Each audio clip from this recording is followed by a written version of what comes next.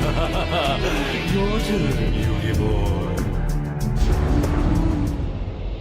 What is up, guys? This is AlintheaYoh coming at you today with a card discussion about a new Foolish Burial card that's coming out in the Raging Tempest. And that card is Foolish Burial with Belongings.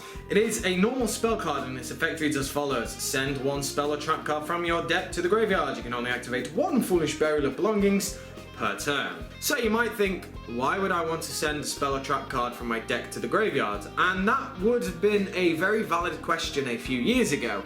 However, there have been more and more spell and trap cards in recent years that have a lot of interaction when they are in the graveyard. The basic things like Breakthrough Skill, Phantom Knight Fogblade, Prime Monarch, Pantheism, everything like that. There have been loads of cards that get lots of effects and sometimes better effects when they're in the graveyard. Now you might think, well, in that case this card's absolutely amazing, isn't it? And I say to that is, it depends on the deck. If you use this card in like Burning Abyss, or Monarchs, or anything that really benefits from having spell or trap cards in the graveyard, then it's really good. I don't really need to say too much about that, do I? There is a long list of decks and archetypes that can really use this card, but is it going to be a 3 of? It all depends, because it adds fuel for the Monarchs, because you can use it with like Pantheism. You send your Pantheism to the graveyard, banish it, then you can just end up getting it back with all of your little Monarchs. It just makes perfect sense. How much of an impact is it going to have on the meta? I don't really know, if I'm completely honest. I think this is one of those cards that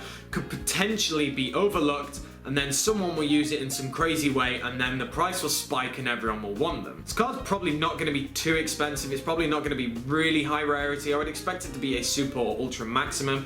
If it's a secret, then there's going to be a lot of salty people, because I can see that this card will be wanted, but I don't know how much of an impact it's going to make right away. One thing that I thought of quite quickly was just a cute little combination with a ritual deck. If you're playing like Herald of Perfection with Saphira, you could send Him a Light to the graveyard, which is the Saphira ritual card that will protect your ritual monsters. You can also send the Cyber Angel spell card to the graveyard to protect yourself, but not only that, if you use it in combination with Preparation of Rites, the original one, you can add that same spell card from your graveyard to your hand, so you're just plussing nicely. There's a lot of different ways you can use it, but I don't think this card is absolutely broken. I don't think it's going to break anything. I think it's just a nice card to kind of patch up a couple of different archetypes that might rely on those cards in the graveyard, but don't really have any decent ways of getting to them or getting them in the graveyard apart from using them or discarding them in some way, shape or form. Overall, it's a nice card. It's a very interesting concept. I'm actually quite surprised no one thought of a card like this, considering Foolish Burial's been around for eons. So I want to know what you guys think of Foolish Burial with Belongings. Do you think it's a really good card, or do you just think it's something that's not really going to be used? So as I said, let me know down in the comment section below, and make sure to give me a like, comment, subscribe, and I should catch you guys later.